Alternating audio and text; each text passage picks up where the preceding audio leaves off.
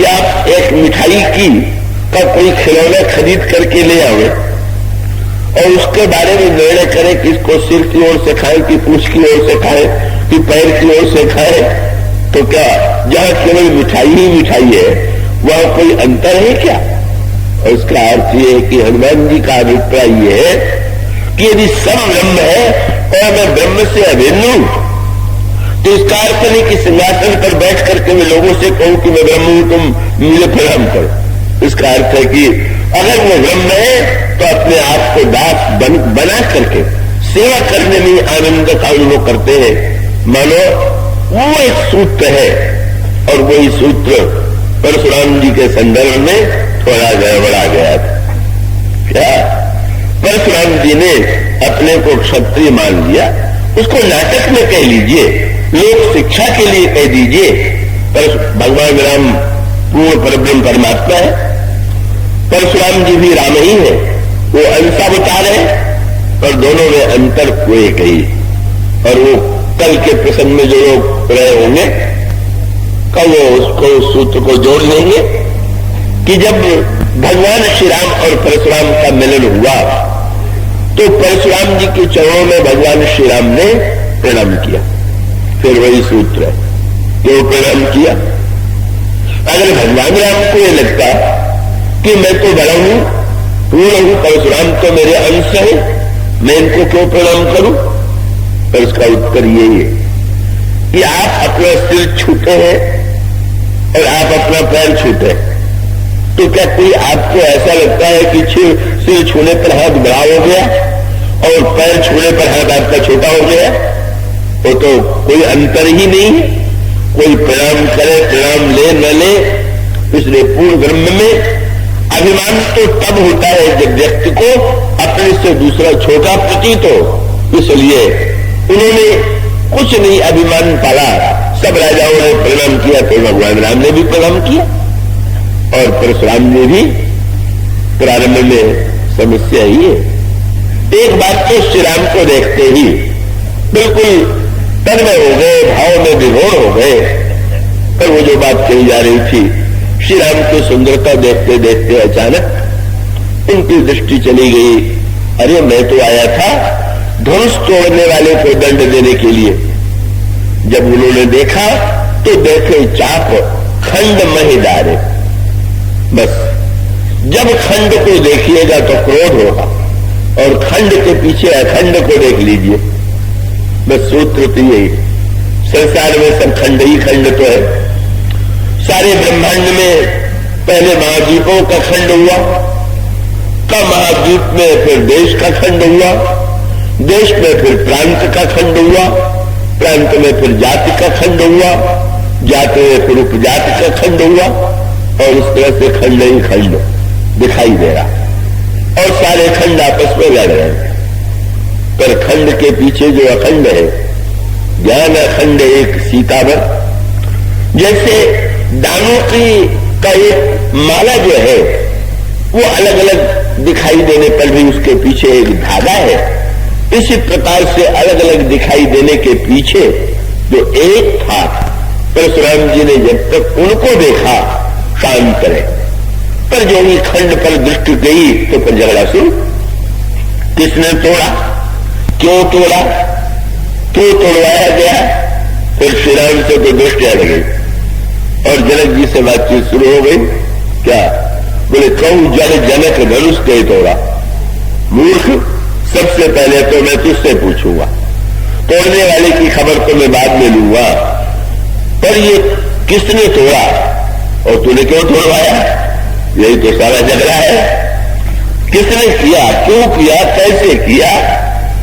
और तब जनक जी तो बेचारे जानते हैं कि उत्तर देने पर इनके पास तो एक फरसा ही है, और फरसा भी जो है वो विलंब नहीं करता सिर काटने में, वो नहीं बोले। और उसके बाद भगवान राम और परशुराम का संवाद हुआ। अब एक सूत्र है, मैं उसको आपका ध्यान आकृष्ट करूं। रामायण में कहा गया कि ये जीव जो है वो तो ईश्वर का अंश ही है, और ईश्वर के जो लक्षण है वही जीव में। ईश्वर अंश जीव अविनाशी चैतन्य अमल सहज सुख राशि, लेकिन सो माया बस परिव गोसाई बनिव कीट मरकट की नाई, जय चेतन ही ग्रंथ परि गई जन्म निशा छूटत कठिनाई। यही कहा गया जीव माया के बंधन में बंध गया। ये माया का बंधन, माया है कौन? माया अगर कोई स्त्री है तो उसके बंधन से कौन कैसे छूटेगा? इसी जो लक्ष्मण जी और भगवान राम का संवाद है, उसी में लक्ष्मण जी ने प्रभु से पूछ दिया, प्रभु सुनते हैं आपकी माया बड़ी प्रबल है। तो प्रभु ने हंस करके कहा, लक्ष्मण माया मेरी कहाँ है, ये तो संसार वालों की ही माया। क्यों? बोले मैं और मोर तोड़ते माया, और यही बस कीने से जीव निकाया। ये जीव नहीं, मैं और मेरापन, तुम और तेरापन, ये दोनों का विभाजन करके सारा झगड़ा। बस आप विचार करके देखिए, अगर ये मैं और तू न होता, और वो मैं और तू कितना बढ़ता जाता है, उसको अधिक कहने की आवश्यकता नहीं है। बस यही माया का चक्र है और यही व्यक्ति बांधे हुए। और ये मैं और मेरापन ईश्वर का बनाया हुआ है कि जीव का बनाया हुआ? इसीलिए रामायण में वो कबीरदास जी का और यहाँ तुलसीदास जी का सिद्धांत है कही। तो उसे कबीरदास से किसी ने पूछा कि आप जो है बंध है कि मुक्त है, और संसार वाले माया के बंधन में बंधे हुए हैं, उसका अर्थ क्या है? और तब कबीर ने वही रामायण का जो भगवान राम का वाक्य है, मैं और मोर तोड़ तो माया, कबीरदास जी ने कहा, मैं और तू की जेवरी बंधो सकल संसार। मैं और तू की रस्सी में सारा संसार बन गया। पर आप, बस उन्होंने जो बात कही, मैं और तू की जेवरी बंधो सकल संसार, तो दास कबीरा क्यों बंधे जिसके राम आधार। पर ये दास कबीर कैसे बनेगा जिसके आधार तो श्री राम है? और यही बात सचमुच बस परशुराम जी ने मैं मान लिया, मेरा मान लिया, मैं क्षत्रिय हूं, क्षत्रिय को मैं ब्राह्मण हूं, क्षत्रिय को दंड देना, अन्याय को नष्ट करना मेरा कर्तव्य है, ये धनुष मेरे गुरु जी का है। बस यही मैं और तू की जेवरी, मेरे गुरु जी का धनुष, और तोड़ने वाला मेरा विरोधी कौन है, वो उसको दंड देना ये मेरा कर्तव्य। और इसीलिए जो वार्तालाप हुआ वो तो अनेक रूपों में कई बार रखा गया है, और चाहे जितने रूप में आप पढ़िए उसके तत्व है, पर संकेत यही था। जब जनक नहीं बोले तो लक्ष्मण जी, भगवान श्री राम ने यही कहा कि नाथ शंभु धनु भंजनिहारा, कोई है कोई एक दास तुम्हारा, धनुष तोड़ने वाला आपका कोई सेवक होगा। इतनी घुमावदार भाषा बोलने की क्या आवश्यकता? सीधे से कह दे मैंने तोड़ा। अब कितनी घुमावदार भाषा की तोड़ने वाला आपका कोई सेवक होगा, और आप आज्ञा दीजिए। सचमुच परशुराम जी इस भाषा को समझ नहीं पाए। उनको लगा श्री राम के शील से तो बड़े प्रभावित थे, तो उनको लगा कि राजकुमार इतना शीलवान है कि इसको ये लग रहा है कि मैं जान लेने के बाद जिसने धनुष तोड़ा होगा उसका सिर काट लूंगा, तो इसीलिए इसको बचाने के लिए ऐसी भाषा बोल रहा। उन्हें क्या पता था कि तोड़ने वाले यही है? वो तो नहीं समझ रहे थे, क्योंकि तोड़ने धनुष तो टूटा, पर तोड़ने वाले का तो कोई अक्षर कोई लक्षण श्री राम में नहीं मिला। क्या? या तो धनुष तोड़ने वाला अकड़ के खड़ा होगा। पहलवान लोग जब कुश्ती जीतते हैं तो देखने योग्य होते हैं, और जिस क्षेत्र में जो जीतता है उसको देख के लग जाता है कि हाँ भाई ये जीते हुए हैं। तो श्री राम के मुंह पर तो कोई अंतर नहीं, कोई भाव नहीं है, तो बिल्कुल सहज है। इसलिए तुलसीदास जी ने प्रसंग में बार बार श्री राम के लिए एक ही शब्द लिखा है, और शब्द ही तो प्राण है, और वो ये भगवान राम ने एक रामायण में सूत्र दिया। उनसे पूछा गया, जब आपका कोई दर्शन करता है तो उसको आप क्या फल देते? आपने पढ़ा भगवान ने नहीं कहा कि राज्य देता हूं, संपत्ति देता हूं, ये दे देता हूं। क्या कहा उन्होंने? मम दर्शन फल परम अनूपा। क्या बोले? जीव पाव निज सहज स्वरूप। बस मेरे दर्शन का एक ही फल है कि जीव अपने स्वरूप को जान लेता है। मैं उसे बता देता हूं, कुछ मांगने की आवश्यकता नहीं है, तुम तो अपने आप को ही पहचान लो कि तुम कौन हो। भगवान का जो स्वरूप है वो सहज है। इसीलिए धनुष तोड़ने के लिए लोग उठ रहे हैं, बैठे हुए। किसी ने पूछ दिया, आप तो श्री सीता जी को से इतना प्रेम करते और वो जानकी जी व्याकुल हो रही और आप धनुष तोड़ने के लिए उठे ही नहीं रहे, क्या आपका स्नेह कुछ कम हो गया था क्या? प्रभु ने हंस करके यही कहा कि अगर मुझे ये भ्रम होता कि धनुष टूटने के बाद सीता मिलेंगी तो मैं धनुष तोड़ता। मुझे तो पता ही था कि मुझसे अलग जब है ही नहीं, तो जब अलग नहीं है तो इनको पाने के लिए इस चक्कर में क्यों न पड़ू? तो फिर आपने बाद में तो तोड़ दिया। बोले भाई धनुष नहीं तोड़ा, जनक का भ्रम तोड़ दिया। उनको ये भ्रम हो गया था कि जब धनुष टूटेगा तो मेरी पुत्री का इनसे विवाह होगा अपने स्वरूप का, और इसीलिए विश्वामित्र जी ने कहा उठो। उठे तो कैसे उठे? बोले ठाड़ गए, उठी सहज सुभाए, बिल्कुल सहज भाव से। और जब चले तो सहज ही चले, सकल जग स्वामी। खड़े हुए तो सहज भाव से, चले तो सहज भाव से। और देख करके रानियां आंसू बहाने लगी। जब उठने में और चलने में ये दशा है तो क्या धनुष तोड़ेंगे?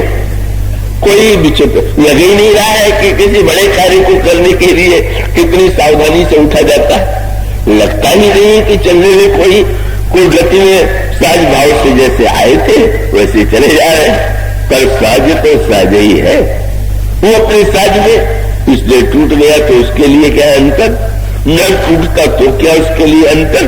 टूटना और न टूटना दूसरों के लिए कोई अर्थ रखता है पर उनके लिए नहीं। और इसीलिए जब परशुराम जी पूछते हैं तो श्री राम का ने सूत्र दे दिया। उनका तात्पर्य ये था कि जब धनुष था तो तोड़ने वाला था और धनुष टूट गया तो तोड़ने वाला भी चला गया। बस यही है सगुण से निर्गुण बन जाना। जिस समय जो काम करना हो उतने देर कीजिए और उसके बाद उस बोझ को उतार करके रख दीजिए।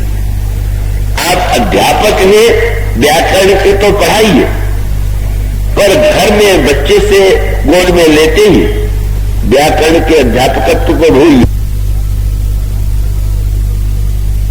तुम्हारे उच्चारण में ये दोष है तो मैं अनुत्तीर्ण कर दूंगा, पास नहीं होने दूंगा। तो वो तो चाहे पास हो चाहे फेल हो, पर आप तो कृतित्व में अनुत्तीर्ण हो ही गए। और इसलिए भगवान राम का तात्पर्य था मेरा जब तक रहा होगा तब तक तोड़ने वाला रहा होगा। धनुष भी तो टूट गया, तोड़ने वाला भी चला गया। अब तो आप खड़े हैं, आपके सामने सेवक खड़ा है। परशुराम नहीं समझ पाए और तब लक्ष्मण जी ने रास्ते खोल दिया। कर लेंगे महाराज, आप परशुराम जी ने तो मिल करके कहा कि तुम्हारी इस भाषा से मैं प्रभावित नहीं होऊंगा। धनुष तोड़ने वाला तो मेरा शास्त्रार्जुन के समान शत्रु है। तब लक्ष्मण जी मुस्कुराए और उन्होंने तुरंत कहा कि महाराज बहु धनु ही तोड़ी लरिकाई, कबरू न असर से की न गोसाई। लक्ष्मण से हम तो धनु ही तोड़ते ही आए और यही तो इनका कार्य है अनंत भगवान का। ये तो तोड़ते ही का सचमुच जितना अहम है उसको विनष्ट करने वाले तो लक्ष्मण जी है, श्री राम है। काल जो है वो तो तोड़ता ही रहता है। और सूत्र दे दिया यही धनु पर ममता के हेतु। महाराज दुख धनुष टूटने का नहीं है, ममता का। धनुष तो लड़कपन में भी हम लोगों ने तोड़े, शायद आगे भी तोड़े, पर समस्या यही है कि इस धनुष से आपने ममता और व्यंग किया कि देखिए तो आपको गर्व है मैंने विवाह नहीं किया तो मेरी पत्नी में ममता नहीं है, मैंने संपत्ति नहीं संभाली तो संपत्ति में ममता नहीं है, परिवार नहीं है तो परिवार में ममता नहीं है। वाह महाराज, सबसे ममता हटा करके यही धनुष पर, इसी धनुष पर ममता जोड़ना था क्या?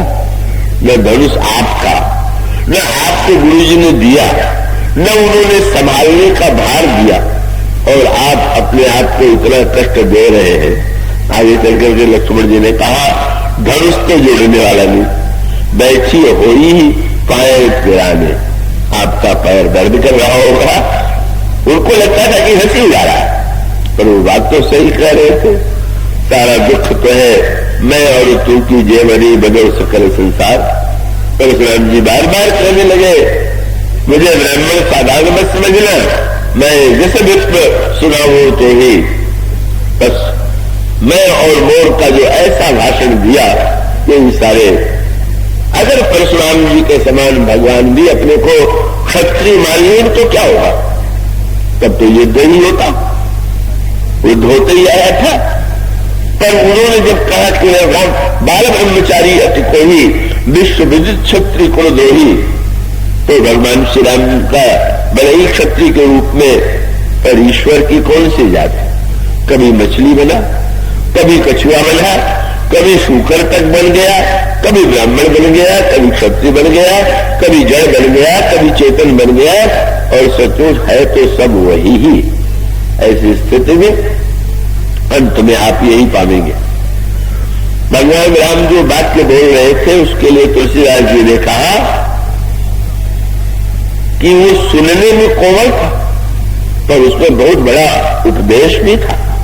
इसीलिए तुलसीदास जी का शब्द है, सुन मृदु गूढ़ वचन रघुपति।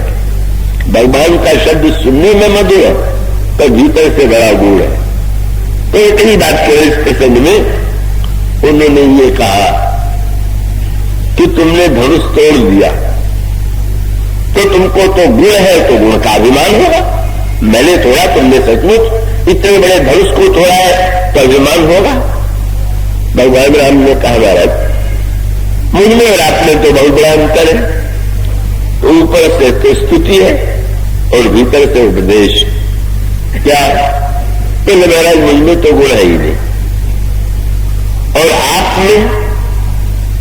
भगवान श्री राम से परशुराम जी ने पूछा कि बिना गुण के कोई व्यवहार चलेगा क्या? तो भगवान राम ने कहा, गुण मुझ में तो नहीं, पर ये देखिए जो धनुष है, धनुष की डोरी की ओर भगवान राम ने संकेत किया, नाथ एक गुण धनुष हमारे। बस ये जो धनुष है इसी में गुण है, मुझ में बिल्कुल गुण नहीं। तो शब्द भी कितना सांकेतिक। भगवान राम को लड़ना होता था, युद्ध करना पड़े तो डोरी चढ़ा देते थे, और युद्ध समाप्त होते ही डोरी उतार देते थे। परशुराम जी के पास भी धनुष था, पर उसका उपयोग नहीं करते थे। अगर उपयोग करते होते तो उनका नाम भी धनुष राम पड़ता। भगवान राम ने तो रावण को जो मारा उन्हीं के धनुष से मारा, लेकिन उसका उपयोग उन्होंने नहीं किया। वो तो फारसा का ही प्रयोग करते थे। प्रभु ने मीठा संकेत कर दिया कि शस्त्र तो हम दोनों ने स्वीकार किए, पर मेरा गुण तो चाहे जब चढ़ाया जाता है और चाहे जब उतार लिया जाता है, पर आपका फरसा तो चढ़ने ही जानता है, उतरना तो जानता ही नहीं। और उसका अर्थ ये मान लिया मैं परशुराम हूं, परशु मेरा शस्त्र है, इस परशु से मैंने ये किया, ये किया, ये किया। यही तो परशुराम जी कहते हैं, परशु विलोक मही कुमारा, देखो मेरे फरसे की ओर। श्री राम तो एक बार भी नहीं कहते मेरे धनुष की ओर देखो। और उसका अर्थ ये अगला वाक्य उन्होंने कह दिया, 9 गुण परम पुनीत तुम्हारे। आप स्वयं कह रहे हैं कि आप ब्राह्मण हैं, तो शास्त्रों में लिखा हुआ है कि ब्राह्मण के 9 गुण होते हैं, तो मुझ में गुण नहीं और आप में 9 गुण, मेरी आपकी क्या बराबरी? जो दूसरे अर्थ पर विचार कीजिए, ये 9 गुण प्रशंसा है कि निंदा? ब्राह्मण के 9 गुण, और परशुराम जी है भगवान के अंश, और भगवान के गुण कितने? बोले राम अनंत अनंत गुण। ईश्वर का गुण अनंत, अनंत गुण वाला 9 गुण की सीमा में आ गया तो बड़ा बना कि छोटा बना? कोई किसी करोड़पति से कहे कि आपके पास तो हजारों रुपए है, तो ये प्रशंसा हुई कि निंदा हुई? जो ईश्वर का अंश, ईश्वर का अवतार, वो बन गया ब्राह्मण, और ब्राह्मण मान करके 9 गुण वाला बन गया, और अनंत गुण वाला अपने आप को गुण से मुक्त रख करके वो तो अनंत गुण वाला ही रहा, पर अंत बहुत बढ़िया हुआ। धीरे धीरे अंत में गोस्वामी जी ने लिखा, परशुराम जी को जब पता चल गया, भगवान राम से भी लक्ष्मण जी ने पूछ दिया अंतर क्या है? बोले अंतर कुछ नहीं है, माया ईश न आपको जानता इसे जीव। अज्ञान के कारण ही ये बेचारा जीव बन गया है, इसलिए जब वो सत्य परशुराम जी के समझ में आ गया तो आ जाने का परिणाम परशुराम जी ये जानना चाहते थे, और इसीलिए उन्होंने धनुष को जब परीक्षा के लिए श्री राम की ओर दिया, मेरे धनुष को अपनी ओर खींच लीजिए, और भगवान राम ने हाथ नहीं बढ़ाया और धनुष स्वयं चला गया, तो कल वाला सूत्र याद कीजिए। भगवान से पूछा गया आप निर्गुण है कि सगुण? उन्होंने कहा मैं तो निर्गुण हूं, गुण ही मेरे पास खींचे चले आते। तो परशुराम जी के धनुष में भी तो गुण है, इस निर्गुण के पास गुण स्वयं खींचा हुआ चला गया, उनके हाथ में चला गया। मानो जो ही हाथ में चला गया, परशुराम जी घाटे में रहे कि लाभ में रहे? बहुत बड़ा लाभ हो गया। क्या ये नहीं कि मैं हार गया तो मैं छोटा हो गया, यही अंतर था। अगर ये समझते कि दूसरे ने मुझे हरा दिया तो क्रोध आता, बदला लेने की वृत्ति आती, पर कितना आनंद आया। बस किसी ने पूछ दिया आप इतने प्रसन्न होकर के क्यों जा रहे हैं? धनुष तो आपका उनके पास चला गया। उन्होंने कहा बहुत दिनों तक धनुष का बोझ कंधे पर ढोया, अब दूसरे के कंधे पर चला गया तो मैं निश्चिंत हो गया, मैं तो भार से मुक्त हो गया। और वहां पर वो शब्द आता है, उन्होंने श्री राम की जो स्तुति किया उसमें 9 बार जय शब्द का प्रयोग किया। जय वंश बनज बन भानु, और कहीं जय जय जय। किसी ने परशुराम जी से पूछा कि 9 बार आपने जय शब्द का प्रयोग क्यों किया? परशुराम जी ने कहा राम ने मुझसे कहा था कि ब्राह्मण के आप में 9 गुण है, तो मैंने 9 गुण उनको अर्पित कर दिया। बोले अब ये 9 गुण आपके हो गए, मैं भी निर्गुण हो गए। बस वो स्वयं निर्गुण निर्गुण निर्गुण मिले, निर्गुण निर्गुण बन गया। और उसका सूत्र यही है, जब कुछ बनेंगे तो लड़ेंगे, और बने तो अभिनेता की तरह ही बने, राग द्वेष लेकर के न बने। इस सूत्र को जान करके ये व्यक्ति जो है शोक मोह भ्रम से मुक्त हो सकता है। कल इस प्रसंग का समापन, आज इतना ही बोलिए।